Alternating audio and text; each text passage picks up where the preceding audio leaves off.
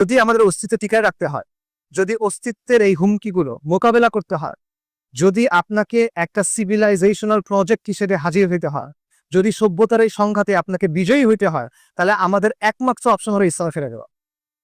আমাদের একমাত্র অবস্থান হলো ইসলামকে আঁকড়ে ধরা, বাংলাদেশকে মুসলিমবঙ্গ হয়ে ওঠা। তাই সভ্যতা উত্থান এবং পতনের আলোকে যদি আমরা চিন্তা করি, আমাদের প্রথম কাজ হলো ইসলামের ভিত্তিতে একটা পলিটিক্যাল এন্টিটি তৈরি করা, ধাপের সাথে মিলান, সামরিক এবং রাজনৈতিক প্রতিষ্ঠা। এটা হলো প্রথম ধাপ। এমন একটা পলিটিক্যাল এন্টিটি যেটা এই জাহিলি বিশ্ব ব্যবস্থা, এই রাজ্জালি বিশ্ব ব্যবস্থার নিয়ন্ত্রণ থেকে মুক্ত। তার মানে কি আমাদের ডিগ্রির দরকার নাই, আমাদের প্রযুক্তির দরকার নাই, নিউক্লিয়ার বমের দরকার নাই, ড্রোনসের দরকার নাই, ব্যবসা বাণিজ্যের দরকার নাই? অবশ্যই আছে, অবশ্যই আছে।